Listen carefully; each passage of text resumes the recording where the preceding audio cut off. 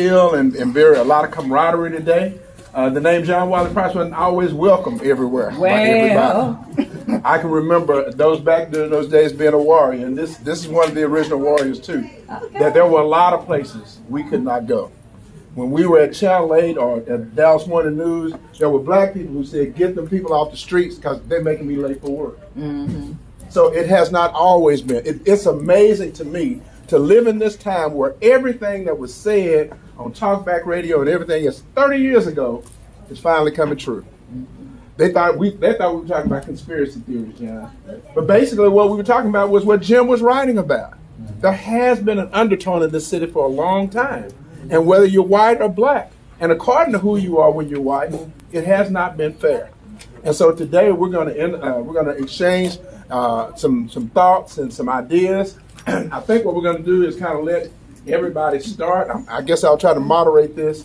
There are some free books over here, but I do want you to buy. There are some books for sale. She is in business, right? Right. She really is in business. So for those of you who can't, if you buy a book, that's fine. Get a free book too. Get it signed. But we want to make sure that we do well by this owner, because she's been here for a long time, because people come in here and buy. I am just waiting to see Jim Schutze in a long dashiki. Me and John picked out one for him, and it'll cover his ass kicking knee. He told me that's how he has the bracelet. That's where he kicks the establishment in the butt. So, without any further ado, I'm going to ask John to start, and then Jim, and then Commissioner Price. I'll give you a couple minutes, tell you a little bit about who they are, and then we'll go from there. Talks about how what the city did in West Dallas was to take an entire process of black home ownership, which is the beginning. It takes a long time to build up home ownership. So you start out with a little house and you fix it and you stay in it, and maybe you trade it, but you're building up. And what the city did was chop that off at the knees and move everybody into into West Dallas public housing, which Judge Buckmeyer likened to concentration camps. So that process, land and eminent domain are very important to the story. But I want to keep going back, and only because this young man had said something. That whole issue of public policy. I mean, you've got to understand public policy, whether it was, you can call it resettlement. It's about public policy. Well, you can call it South Africa. Yes. Yeah, South Africa. Apartheid. It's about public policy. Indigenous public policy drives the day. Very intentional. Intentionally drives the day. And so I think what we've got to understand, even as we look around at what's going on now, I mean, that whole, if you go into the archives on 60 Minutes, the Fair Park Homeowners Association, you know, Vince just got them saying he's 6 blocks from Fair Park. And we're going to talk about how we go and support this $1.2 billion convention center and Fair Park. Let me just tell you, how many homes were taken on the east side of that park, or what some of us knew to be Lower Peaks Branch? That's right. Okay, flooded. Okay, and when you even look at it and you study the flooding and now, you need to follow the maps. They talk about land. Follow the maps. Turtle Creek flooded. Don't flood no more. Lower Peaks Branch. That area over there with in what we call Bonton. It's interesting they talk about Bonton now, but you need to understand when some of us came to Dallas from 40, it was still flooding. Roosevelt Heights. Roosevelt Heights, that's exactly right. And so I'm back to that whole migration of wanting to know what has happened to people. And I said something about Cadillac Heights. He said, well, nothing heights about it, but in the bottoms now, over around Golden Gate, you know, now still part of it floods. But understand how they got pushed there. Jim just talked about this whole piece with Budmeyer and the so-called public housing piece over there. What's really interesting, when you get into his book, you're going to follow the push into South Dallas, and then into West Dallas.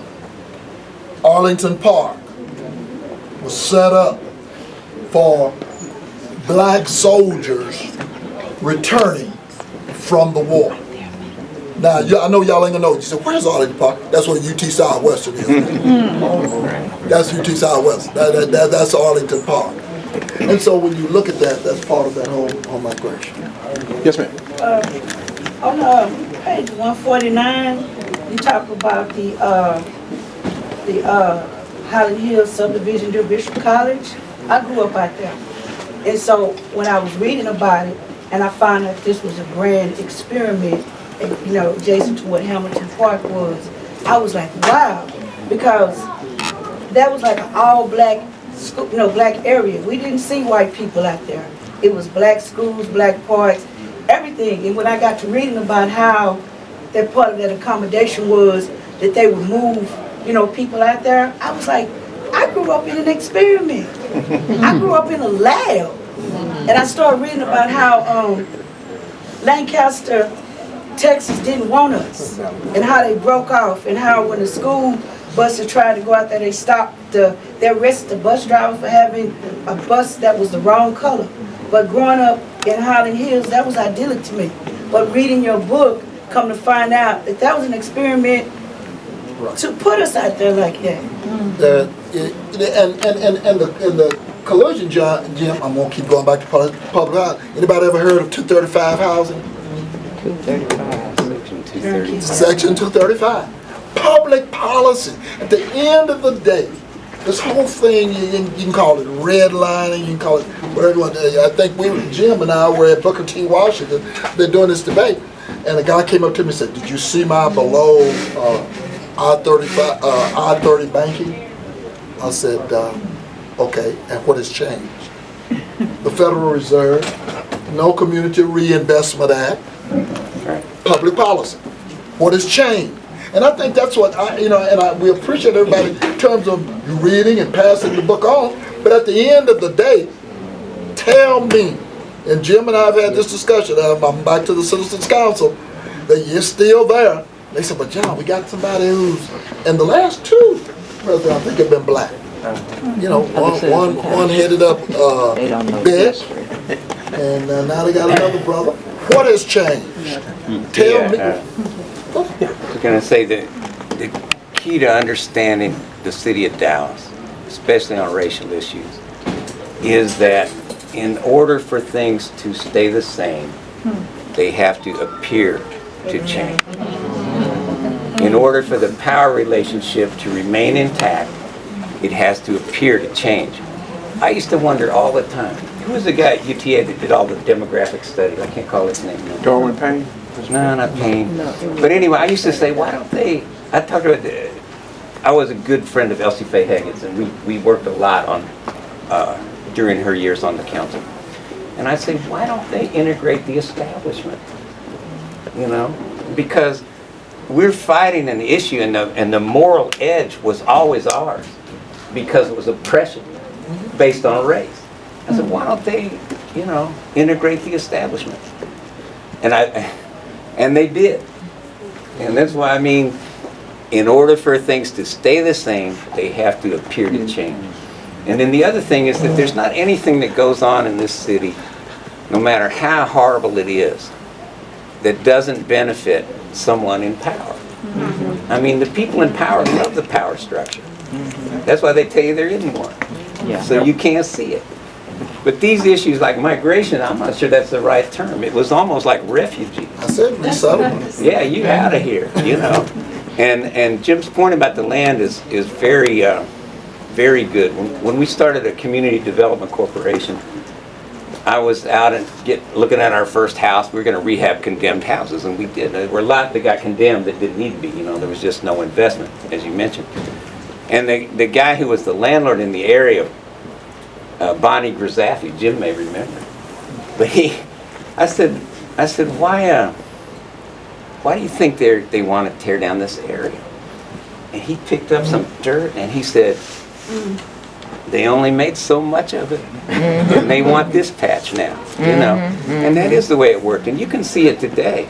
When Roger Staubach built his apartments or condos or whatever they are over there in Trinity Groves, he got a subsidy. That's really West Dallas. Right, yeah, you're coming out of Singleton, Huge subsidy. 10,000 a unit, and there's not a poor person over there. And in fact, this is what John means about policy.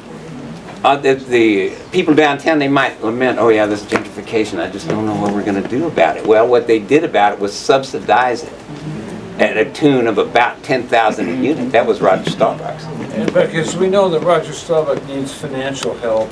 And again, I'm back to the deal.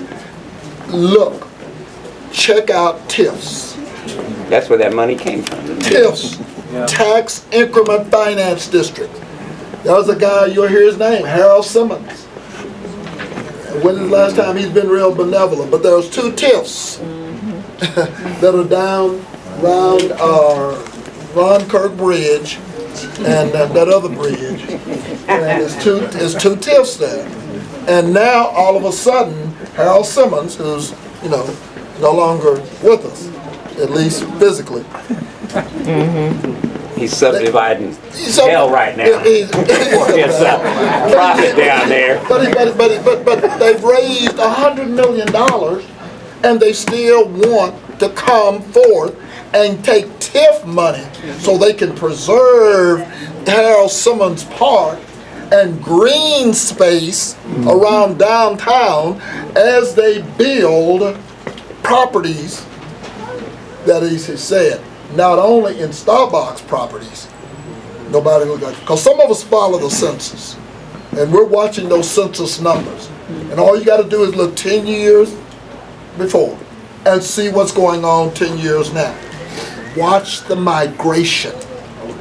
Watch the migration, or as Jim, the resettlement. And it's so subtle, but policy is the driver. If I could just add one thing. Both of these guys are talking about how the power structure doesn't change. I've been learning a lot. I do go into these discussion things, and I've been learning quite a bit by listening to Commissioner Price, some of them. And we've disagreed about some things, notably the Citizens Council, which I felt had changed significantly. But I had a recent conversation with a Citizens Council guy, I can't name, it's off the record, and I said, listen, people keep calling your group the White Citizens Council. And he said, that's not true. We were never associated with the White Citizens Councils. They had White Citizens Councils in other cities. This was never the White Citizens Council. And I said, okay, I'll take your word for it. But did you guys ever consider a name change? Because that's what everybody thinks. If they hear Citizens Council, they think White Citizens Council. So you could be like the Dallas Improvement League or something. And I got this sneer, which was, nobody tells us to change our name. And I thought, okay. So some things, the mentality, the core mentality has not changed. It's we rule and you do what we say. And we put people in place Yeah. who we want to say. Let me tell you something. Isn't it interesting? African Americans have a difficult time just acquiring financing for probably just basic comfort. Isn't it interesting? All of a sudden, we got nonprofits in our community who could make $2 million acquisitions.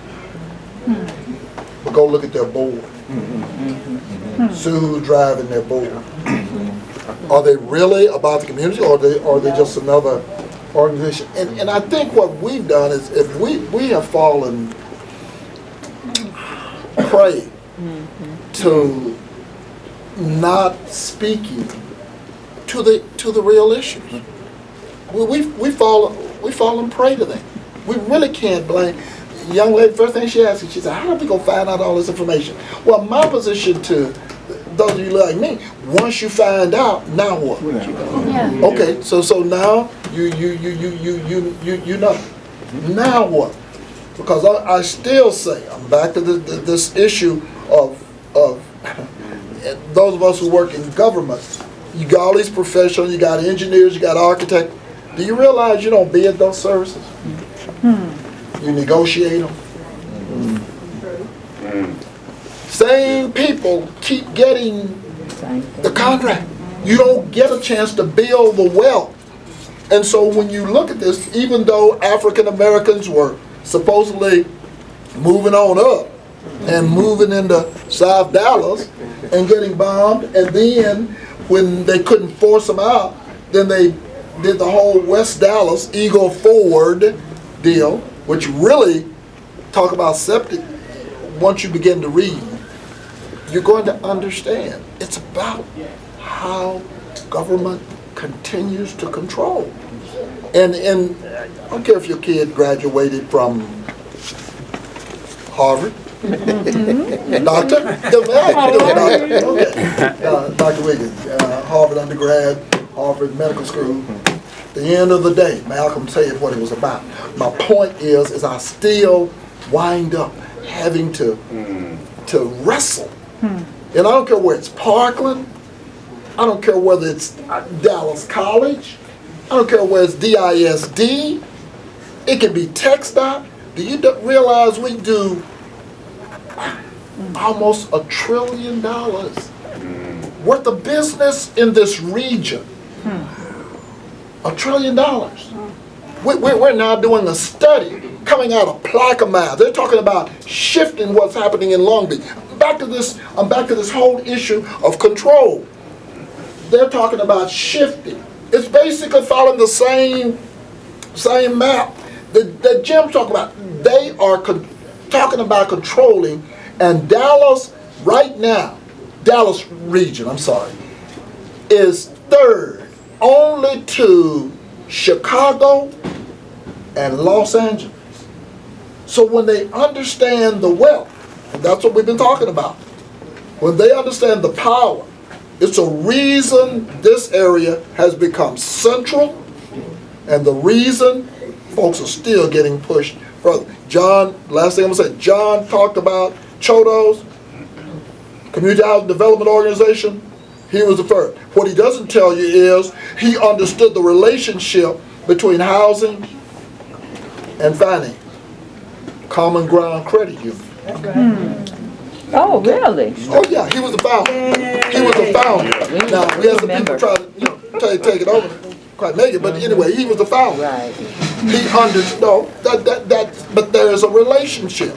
I'm back to the financing, whether it's housing, Chodos, we got special legislation, but cities have not embraced it. He also talked about integrating the establishment, and they do integrate, but it's always an employment deal in it. When somebody is elected your mayor, and they get a $600,000 a year contract the next day, I'm through with that. I don't say that. That's better. Mr. Glover. Yes, I'd like, first of all, make a comment or announcement.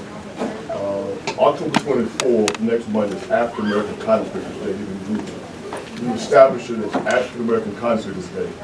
I'm a Southerner from Louisiana, been here for 43 years now. I'd like to actually, I know John know everybody there. I've had a problem with the city and with some of us here. First off, the Peters Colony, ladies and gentlemen. The Peters Colony. Dallas is a Peters Colony. We're sitting on the William Brown Miller plantation as we speak. We,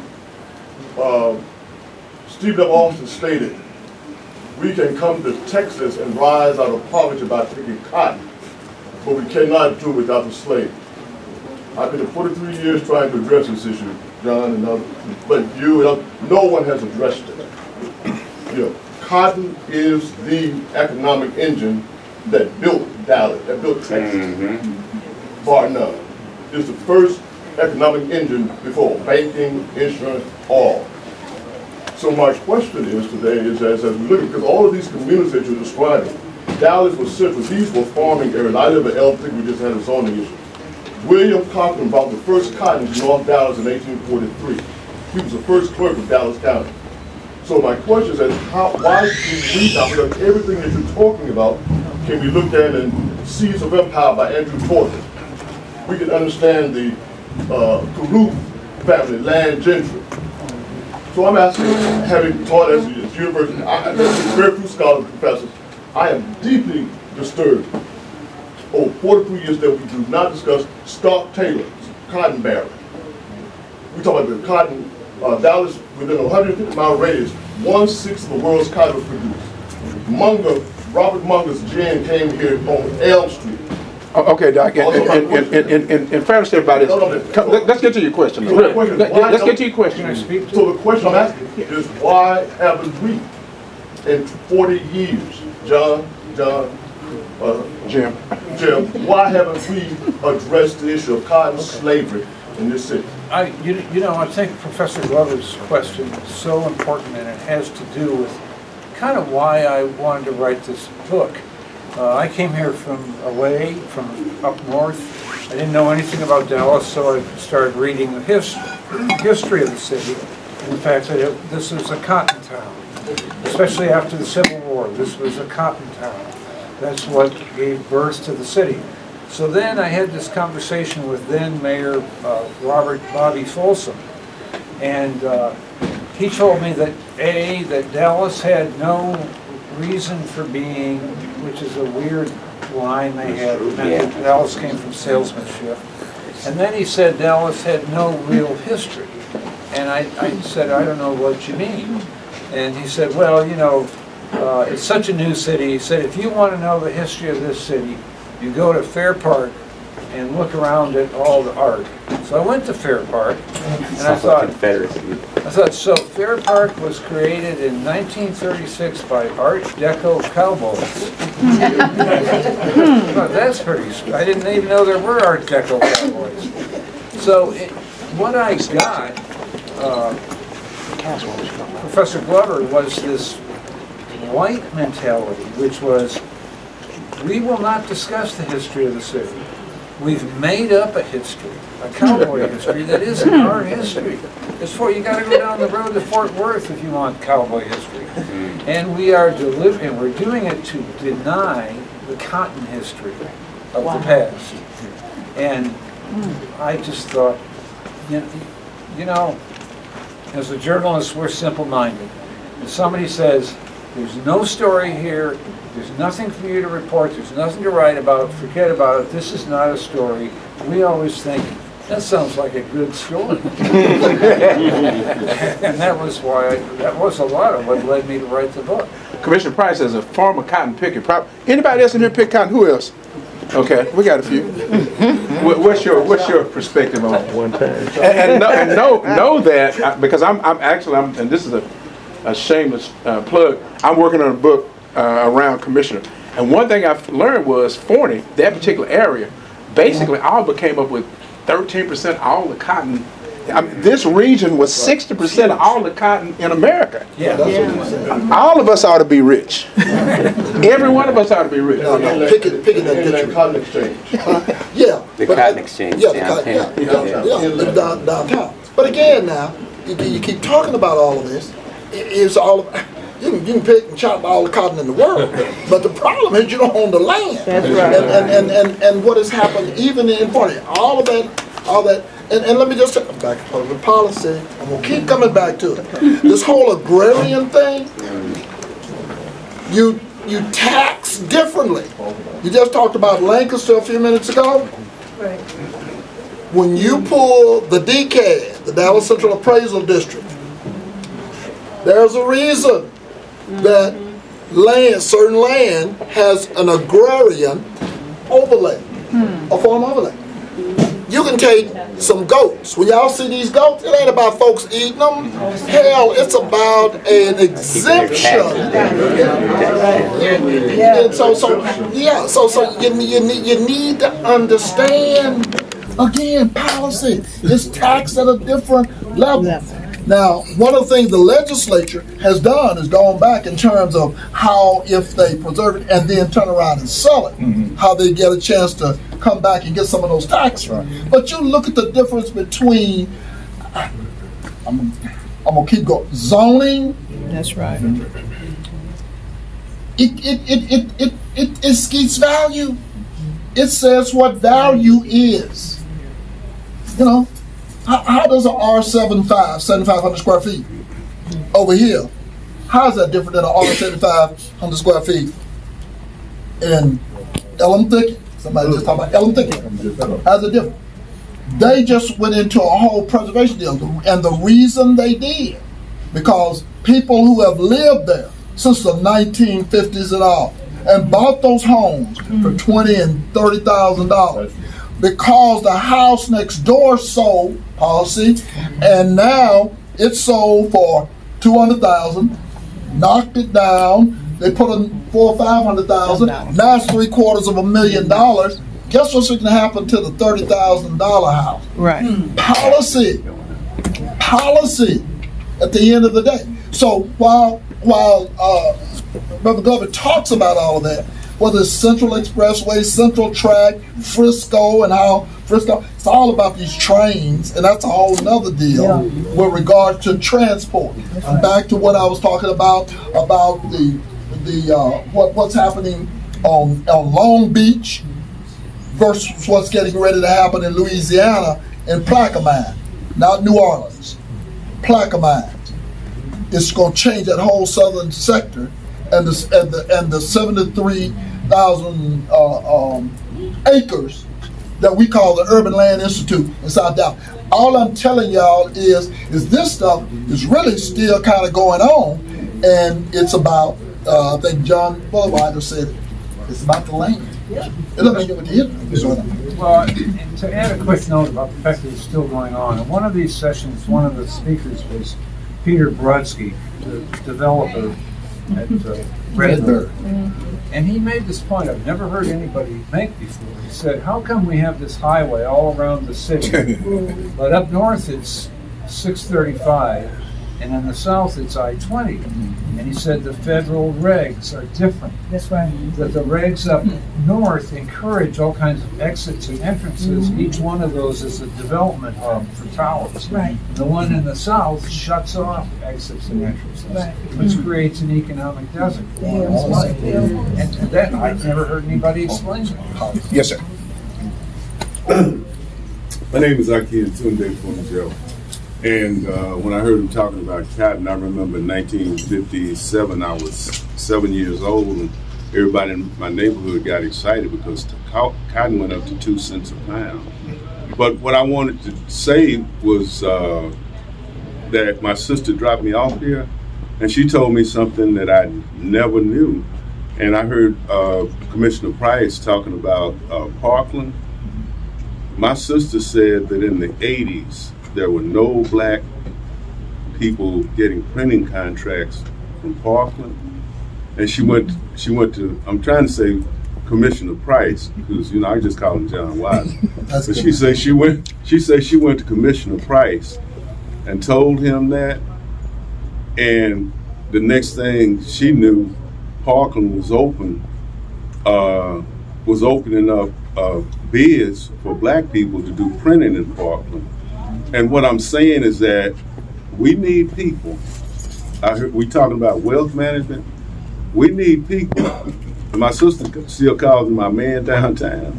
We need more of our men downtown in the middle of what's going on to let us know what's going on. One more thing, because I don't want to be long. Don Payton came to our church in Black History Month, and he told me something else I didn't know. I was raised in 5 Mile. Y'all might think that's just a street down there, but it was a part of the Miller Plantation. I was raised over there. He told us about 3 years ago at Black History Month that some corporation had bought up over 300 lots in 5 Mile, and it's the same thing John was talking about. They're gonna be putting $300,000, $400,000, $500,000 houses over there where we used to live in shotgun houses. And we're not gonna be able to afford to live there. Exactly. That's all. Yes, sir, excuse me. Mr. Roosevelt, my bad. I have a question to either one of you found the special commission. Do you insist, blame us, the people that live in South Dallas, Elm Tickinock, instead of staying there, we went out to Lancaster, DeSoto, Duncanville, and Cedar Hill, brought a $400,000 mortgage. We're stuck in debt. And there's another race of people came in behind us, brought our house for $5,000, fixed it up. Now they worth $4 million. They have, $400,000. They have money to play with, to invest. But we have all the education, all the doctorate degrees, bachelor's degrees that in the suburbs. We talk about Dallas, but they in Dallas now. You know, the Phony, the Mesquite, Garland, all that. That's where most educated African American peoples live at. And when you come back to Dallas, it sounds good, but we in the suburb, and you look at DI, you have 7 townships in DISD school district that don't have their own standard school district, and they can't teach their kids these books because DISD, whoever the majority of the board, is running, educating people in Phony, Ferris, Zieglerville, Wilmer. So how do we get? You know, we left what we had. We could have had the gold mine we talked about, but we left it with the greener pastures. And now the economic people are circling back in behind us, taking what we didn't have. Yeah, we got it. Well, let me address the last part of your question first. When you see all these angry white people in the suburbs saying they don't want to learn critical race theory, not that they don't know what it is, they don't know what it is, but they go down there and they raise hell and they get whatever they think it is thrown out of the school. The school districts around Dallas that are white majority, they're banning books every day, and it's because of I'm going to say most of them are not informed very well, but mobilized white resentment at the school board, right? Mobilized. All right, so if you want to teach Jim's book or any other book in high school, you've got to go to the school board and say, look, this is a gap here. We don't even have a course about the history of this city in DISD. And so the thing on a discussion like this, generally, where you cover the horrors of the past and their version today, can be despairing, you know. And we'd be foolish to deny that there's been progress, you know. I'll just give you one example, and then I'm going to go to the first part of your question. Commissioner Price, most people know him as a hellraiser. But they don't realize that the thing he went to work on when he got down there was when John first went to the county commissioner's court, it was $50,000 in minority contracts every year. And he took it up by about 100, you know, or more over the years. And so there is progress, not always visible, you know. And then if you look at the people that we talked about, the Warriors, and then their predecessors, the Black Panthers, the Brown Berets, the Bodark Patriots, there has been progress. And so I've often heard this and I've read about it, it's pretty well documented. When the fair housing situation opened up, a lot of people did leave. You know, what was the inner city for the suburbs. They followed the whites out there. Well, the whites came back, you know. And so when you see what's happening in South Dallas right now and in parts of Oak Cliff, I mean, you want to weep. But what we need to do is help the people in those areas organize to maintain their foothold in the city. That's right. You can't turn Dallas into what's happening on 8th Street over there. I mean, you can't turn Dallas into Manhattan, but you will if we don't address some of these issues. And the what you're calling kind of like the abandonment of those neighborhoods, that is a factor. It is a factor. But anyway. I had a quick note about progress versus despair. Before we get too down on Lancaster and Soto and those communities for attracting upwardly mobile, educated black people. I just talked to somebody today. I got to disguise who this person is because I don't want Commissioner Price to figure out who it is. A person who lobbies around transportation issues in the region. You'll never figure that out. And he or she, I didn't say which it was, this person said to me, what a pleasure it was to go to Lancaster and DeSoto and those communities because their city councils and their bureaucracies are so smart compared to Dallas. That you know, she said those are, she or he, could have been he, said that, you know, those are really smart, successful communities. So what's wrong with that? But you know, I can I say? No. I can tell you one of the real problems. It goes back to what he said, and I wrote about this a few years ago, and I called Dallas the new Oak Cliff, because what happened was we saw that migration. I was here from South Dallas, South Dallas. Is the new Oak Cliff. DeSoto, Lancaster, Cedar Hill, and Duncanville is the new Oak Cliff. But the old Oak Cliff had political power.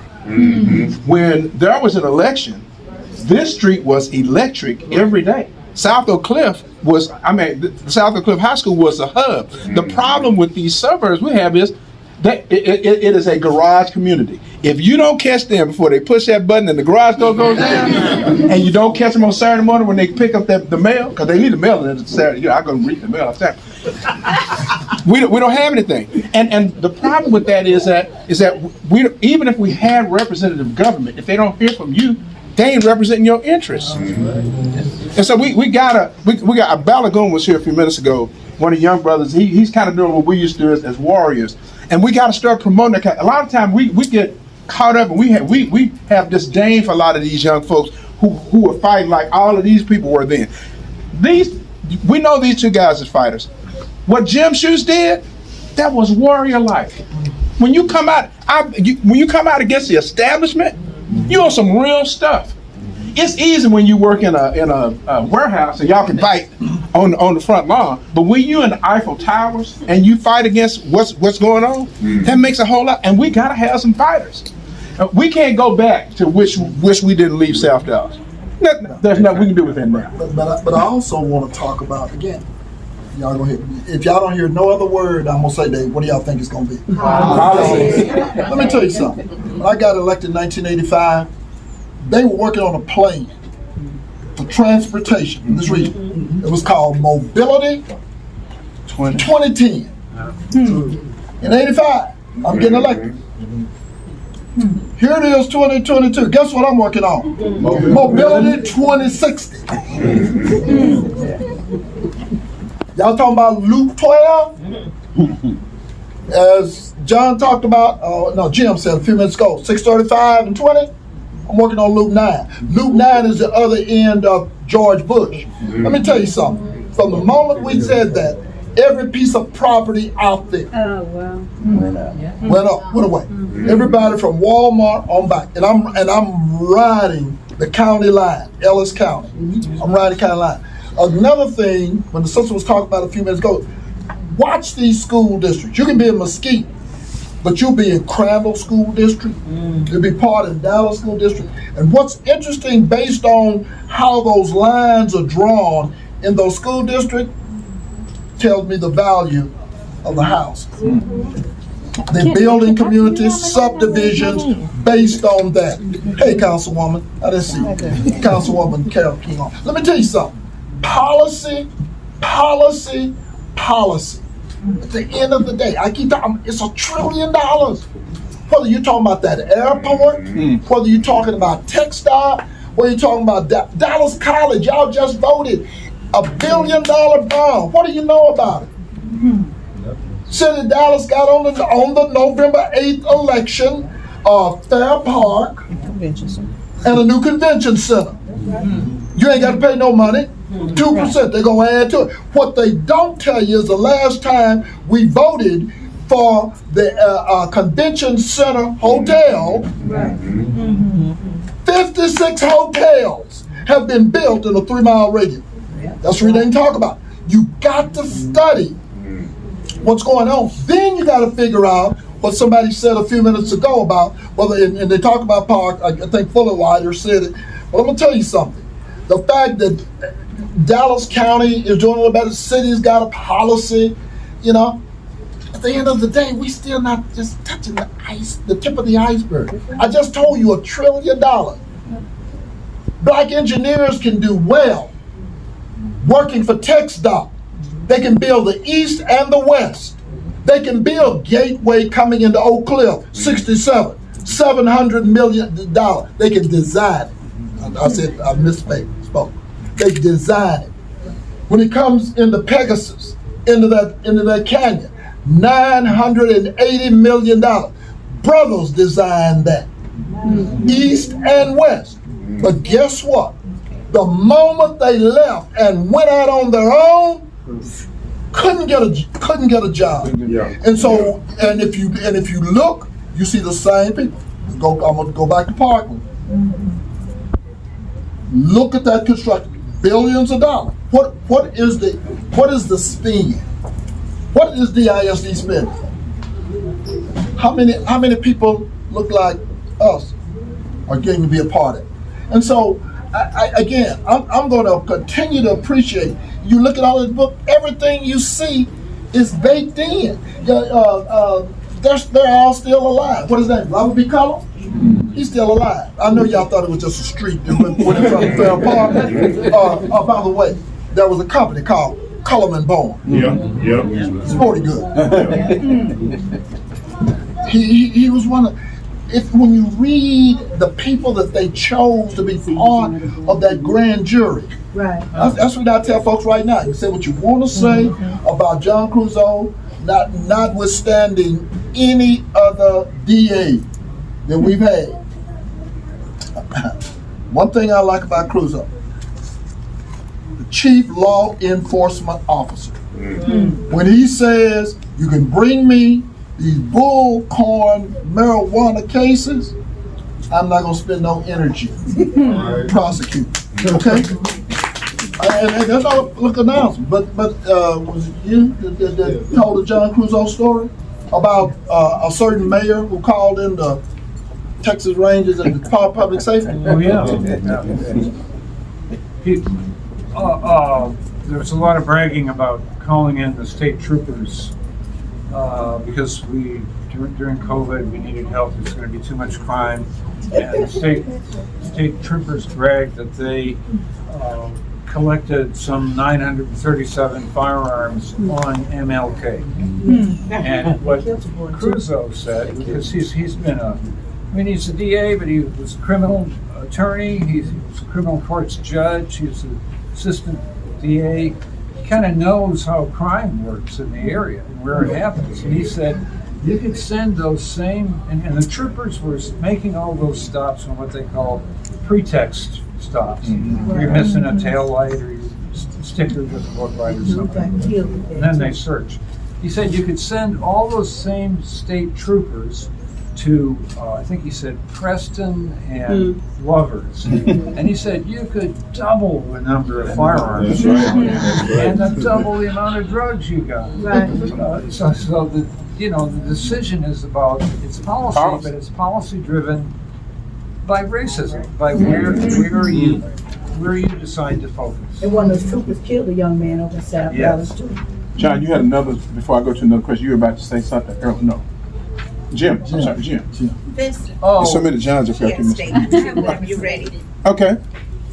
So hi, my name is Monique Joe Bray. I am not from Texas, but I just wanted to say I appreciate you all coming and sharing this information, because there's a lot of people in the area that are either not from here or we weren't born when a lot of this stuff happened, and we are not familiar and not informed. So I'm just appreciative that this forum is happening for us to be informed. Well, don't apologize. A whole lot of folk who were born here. Some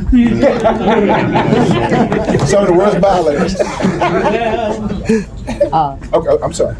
No, I got a teacher in front of me. I've been over here a long time. She gonna expel everybody in school. Yeah, I know it's hard. Question, I know that. So, Get up. wow. At this point, it's been great, and I have the same thanks, and thanks for even allowing him to publish a book without all that royalties that you could make off of it. But John Wiley Price asked a question. So, where do we go from here when we know this? And education. We got to educate the young children. We got to have a movement in education. There's a lot of help in education on a level that could even get courses in our classrooms, in high school, in elementary school, that can produce the type of mindsets that we need.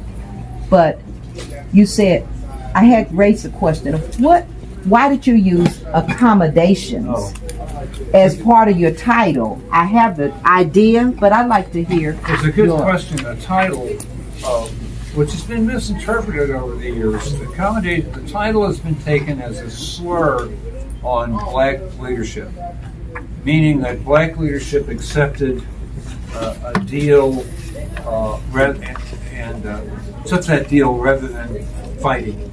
It's not literally where the title comes from. It comes from a specific chapter, the end of the bombings.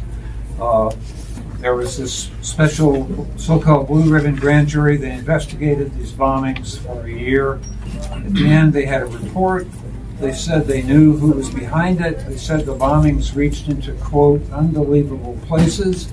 They said that the bombings were organized and funded by white religious groups, churches, and they suggested strongly that they could get the additional evidence they needed for indictments. They said there will be no indictments. You will never know who the people are behind the bombings, because we're not going to tell you, but we have our thumb on it, and the bombings are over. So you're safe. Of course, when they tell you they have their thumb on, that kind of means they can take their thumb off. And you're safe. No more bombings, so shut up. No more trouble. Don't stir this pot. And what that means is, okay, there will be no rule of law. Mr. Wade, the DA who ran this thing, was still alive when I worked in the book, and I interviewed him, and I asked him why he didn't seek indictments if he knew who the people were. And he said, well, we told him to cut it out. He did. And I said, well, Mr. Wade, when you catch a bank robber, you cut it out. Send him home. And he said, well, that's how it was done. And it worked, because we haven't had those bombings anymore. So that was the deal, the accommodation. And what the title meant was that meant from that point on, the 50s on, there's this sword hanging over the community. We know who they are. They're still there. Nobody got sent to jail. Nobody had to pay a fine. We didn't take any money away from anybody. They're still there. Which all comes straight out of Klan stuff. They didn't call it the Klan, but that's straight up from Klan things. And they're still there, and we got our thumb on it. Don't piss us off. Because we'll take our thumb off. That was the accommodation. Big D, little A, double L-A-S. That's how you sing it. It was just accommodating the white folks who had done all this stuff. It wasn't accommodating. Yes, So. it was a not a very good title, by the way. I'm thinking of that guy who thought it was about travel and leisure. Okay, but I get now the who was being accommodated. it was a deal. Yeah. There was another use of the word accommodate in the book. In fact, I was surprised to hear this. But W.T. White, who John mentioned earlier, was the superintendent of schools when I was in elementary school. Yeah, me too. And in the enclave cities of Highland and University Park, they didn't even build separate but equal. They just had white schools. Mm-hmm. And so they had live-in servants, though, who might have had children. So White went and met with them and got a deal where they could go to school in DISD. And when he was asked about it, he said, it's an accommodation. Yeah. So, yeah, and so the accommodation Jim spends most of the book on is like that accommodation with guns.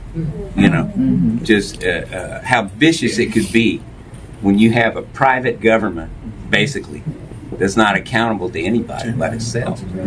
And then one thing that he doesn't go into too much, though, is the way that the ruling class, so to speak, uses the white working class to attack the black working class. That's right. And they've been masters of that. They've been masters of it.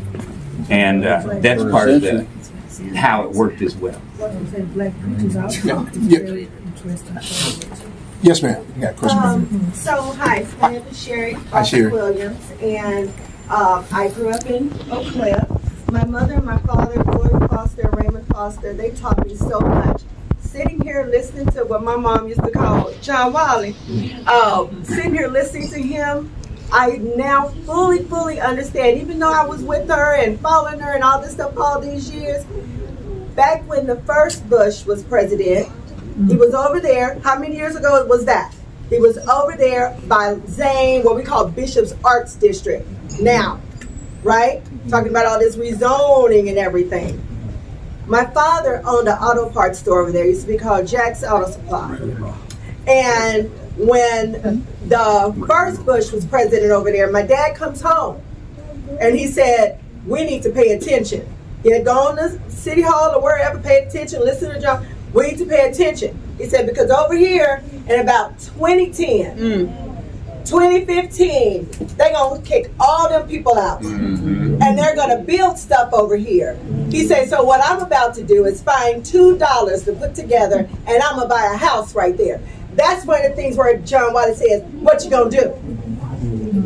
And he started talking to all the people around there, trying to tell them why they need to hold on, why they need to protect their houses, why they needed to not just move. But what if we watch happen right over there? What's going on at Bishop's right now? They're gone. They're knocking down those houses, and those nice little high-rises are there now, you know. And that has to be used as a caveat. Because I keep talking about young people, and John's been trying to draft young people for a long time. A lot of times when people realize how much work is in it, and that you don't get to watch football games on Sunday, you don't get to go to the movies, they don't want to do it. But one of the caveats is that when you become a lightning rod, there's a lot that comes with it. The first part of my study, when I started to put my book together, was to see how the Dallas Morning News created the monster that John is today. And I took a 4-year trick. There were no less than 50 articles each year. In the year 1986, after he was first elected, they had 212 articles that mentioned or described John Wiley Price. Which means follow it, which means listen. And that's good until the fight comes. See, because but here's what a lot of people didn't see. We had to, when we were picketing, we had to have people, we had police officers, black police officers who on their own came around his house all day and all night. These people, we don't know whether or not they said, John didn't think they were serious. Hell, he was sleeping good. But the rest of us were like, hey, they chop him down, we're all in trouble. But that's what you got to be ready for. It's easy to talk the talk. What's now? But you got to be ready. And what scares me is the contingent of young black men that I see who are really militant. I'm scared of them because they're not going to play. They were not raised to be afraid of white people. That's right. We were afraid. We were taught to be afraid. My mother said, look, boy, when you come out that store, you better have a sack and a receipt.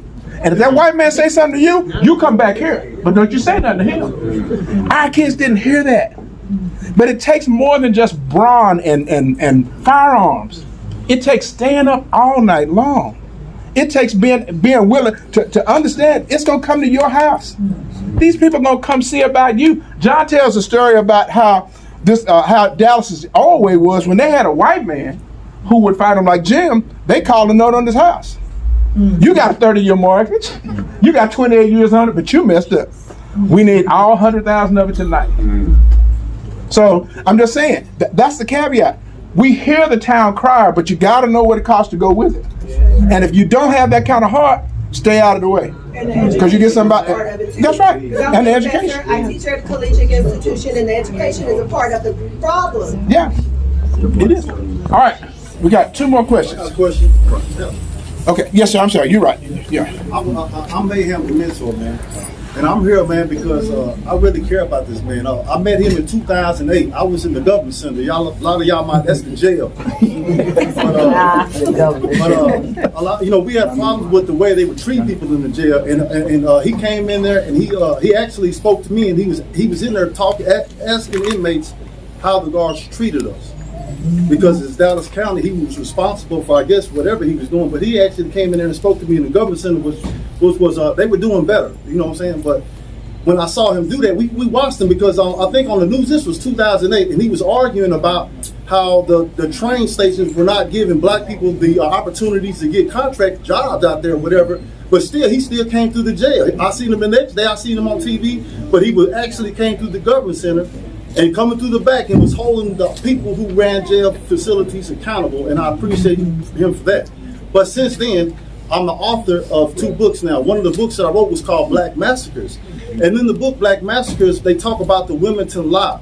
And so what they were talking about, the accommodation, what she was talking about, where some black people did compromise. After the Wilmington Lie, they were black preachers who, because of white supremacy at this time, they had to, after the Wilmington Lie, that Sunday, they had black preachers who came out and they preached. They say, we are better under white supremacy. They accepted the compromise or the accommodations, what they want to call it or whatever.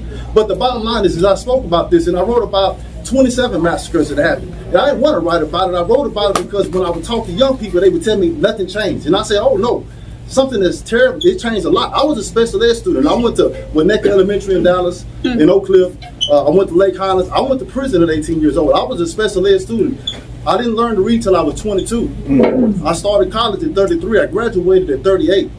I graduated with honors. And so now I come back and I want to tell people, man, from being from Dallas, man, I love the history. I love history. Without history, there's no way we can get value. But without men like John Wiley Price, who made me a believer of, like, man, we can be a positive black person and reject passivity and stand up no matter what and be principle driven, because he showed me what principle driven was all about. Despite what anybody else had to say, he said, man, these are the facts and this is what I stand in and I care for my people. So he spoke about all that. So, but because of me being familiar with prison system, we talk about policies, right?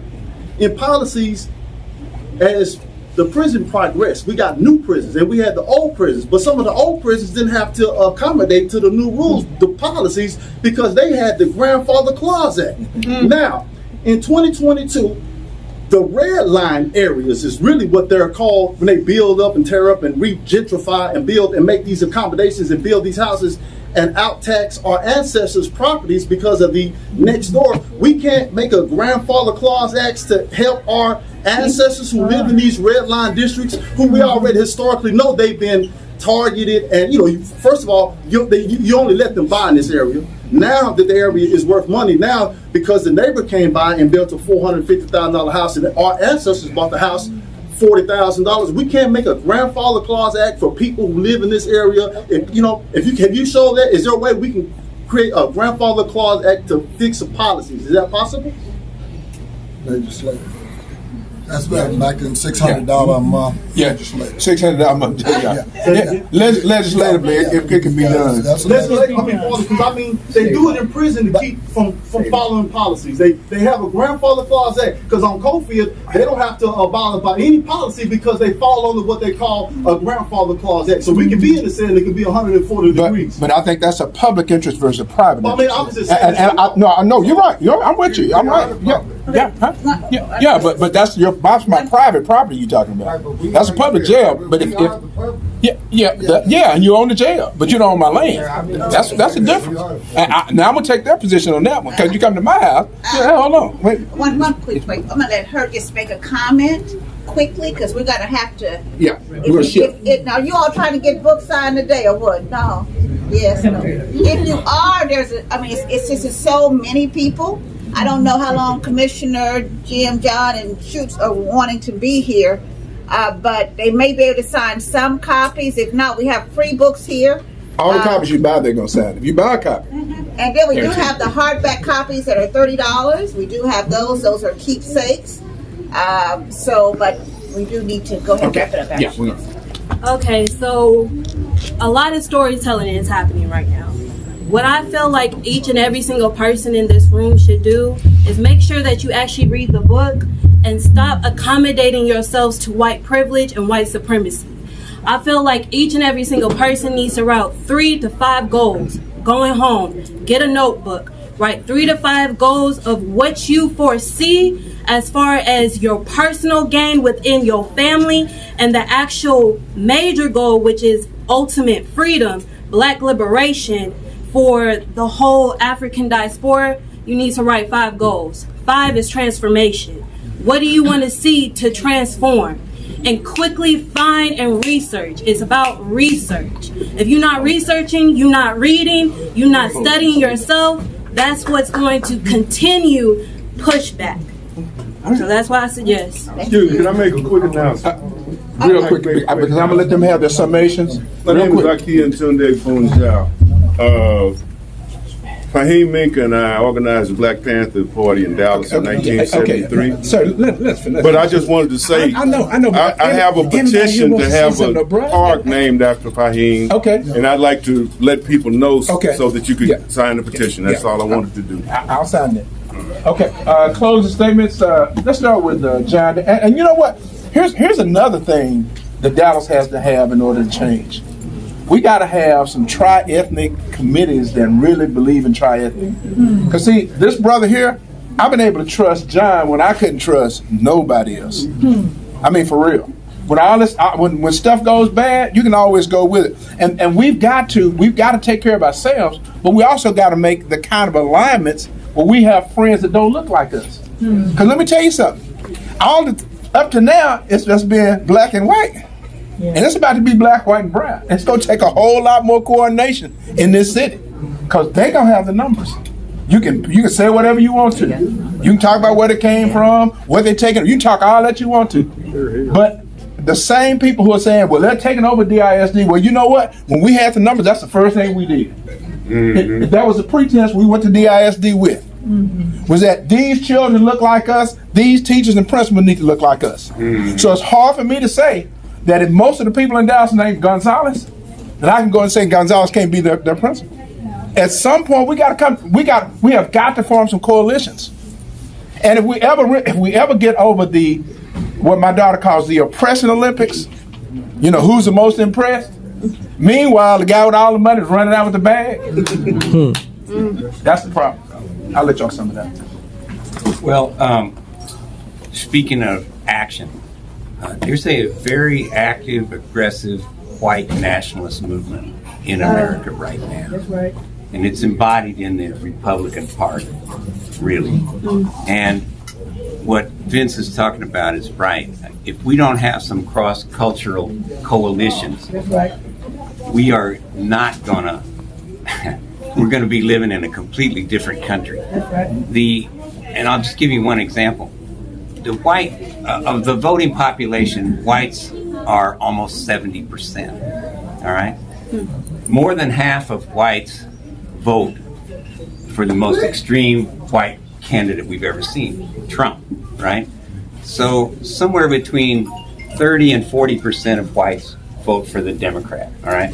But if you get 70% of 70%, what do you got? You got 49.5%. I mean, you're right there already. And then you bleed off the growing Republican black men, Latino men. Mainly, that's where they're getting their main thing. And you've got a situation where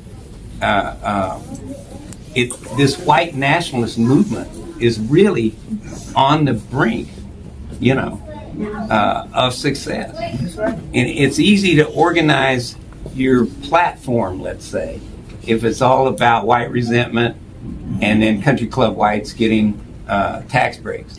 Over here on the other side, we've got the hapless Democrats. Sorry, I mean, I'm one, but hey. And so we've got a bunch of different interests, and so it's hard to bring that coalition together. If the young whites vote for the Greens, like they did in 2016, the Democrats lose. If the black vote doesn't turn out, each piece of the coalition's got to be there. Right. So it's harder to organize against the fascist movement based on white racism. That's right. But we still have to do it. And within the Democratic Party, one thing that means is that the whites that are there don't just get to run everything, and we've got to build coalitions. And then the only other thing I'll say is that racism is behind the disproportionate number of black men who get killed by the police. And it's behind the disproportionate number of black loan applicants that get turned down. Right. But those are two different arenas. And you've got to know how to work one and work the other, And in the school's the same thing. Another arena. It's a different arena, and you have to work it a different way. But getting active is good. You may not do it as a life vocation like John Wiley Price. Right. But how about tithing it? Yes, 10% social action. Let's make a motion. Get started, and then you'll find what you're going to find if you're a person of conscience. Is after you figure out how screwed up everything is, instead of just getting alienated and depressed, you take some action and then you feel better. And you don't want to be the cynical guy at the bar after the protest that didn't even go and says, "Oh, that's all bullshit." You want to be the person that was at the protest. Whether you're a happy warrior, angry, or whatever, just drag your behind out there and get something done. All right, Jim? Shoot. Let's give John a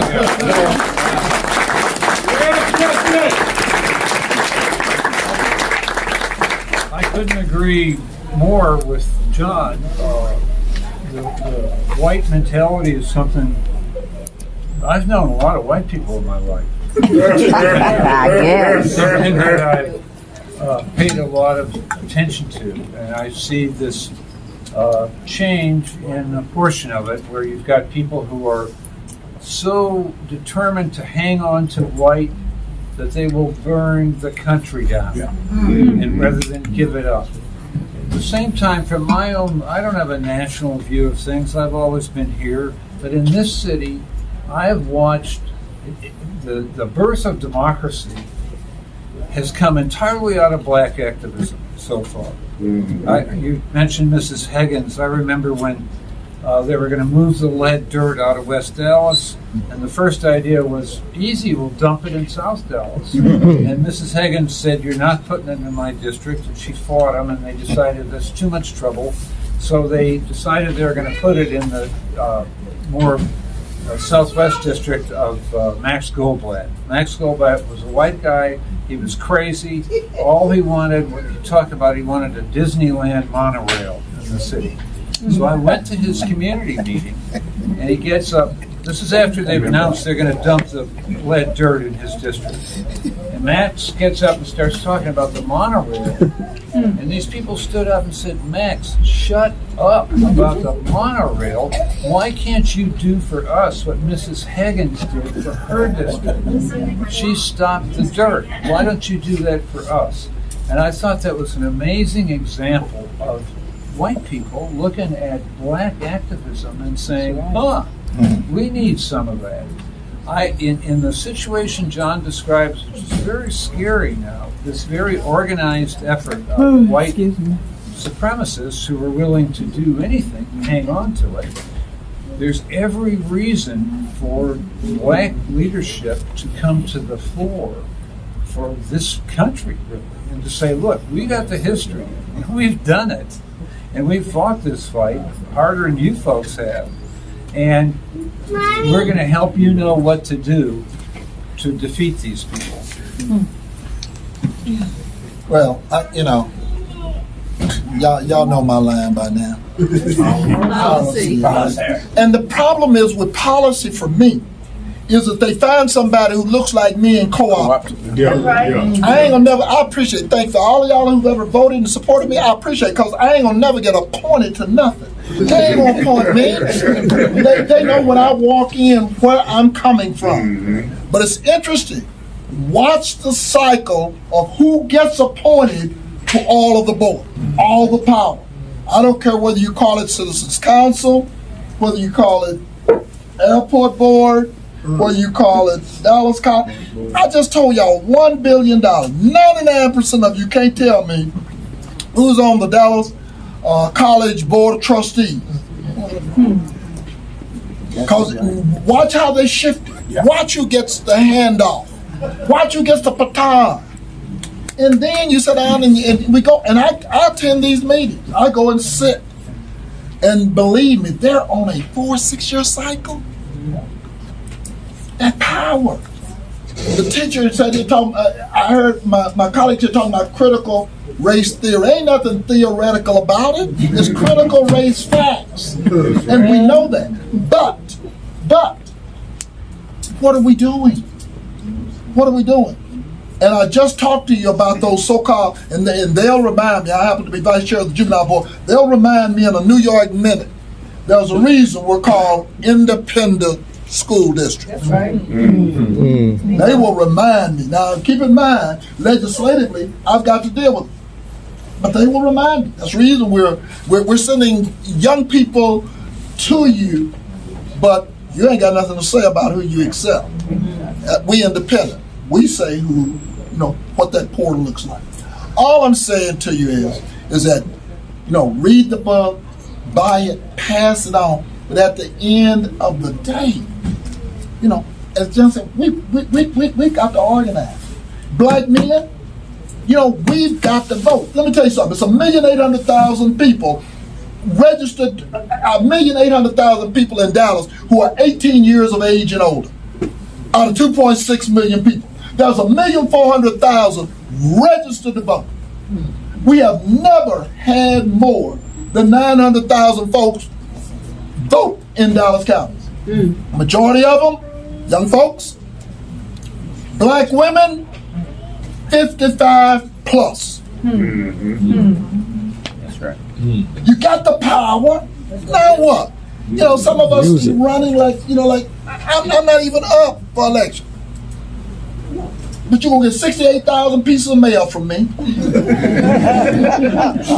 I'm like John. I'm like, hell, I can't sit idly by.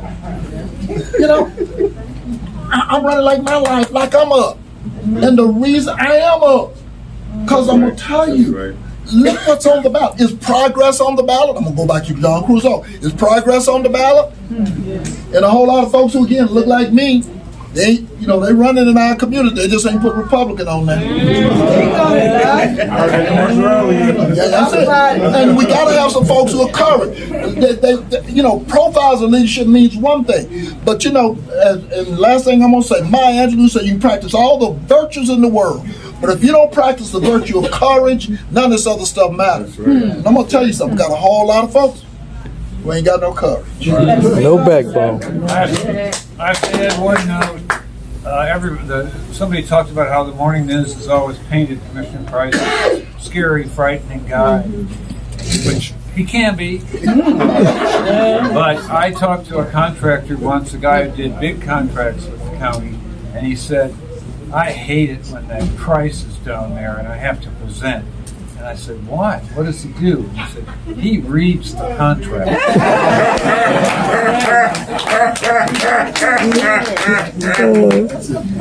All right, so let's give them a big hand. Give them a big hand for being here today.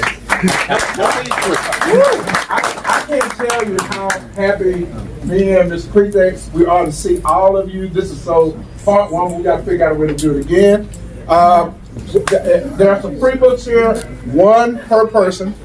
If you buy a book, you can get two. How about that? See, that's a deal. Come on, man. We got to support the system. Lights and water. I saw her landlord walk in. He coming in and say, she's going to make it today. So that's it for today. Thank you again for coming. I know it's going to be a little bit of a wait, but if you come here, they're going to sign some books. And I have we can purchase the book here, and I'm going to ask some of the brothers help me stack some of these chairs up because we don't need them all out.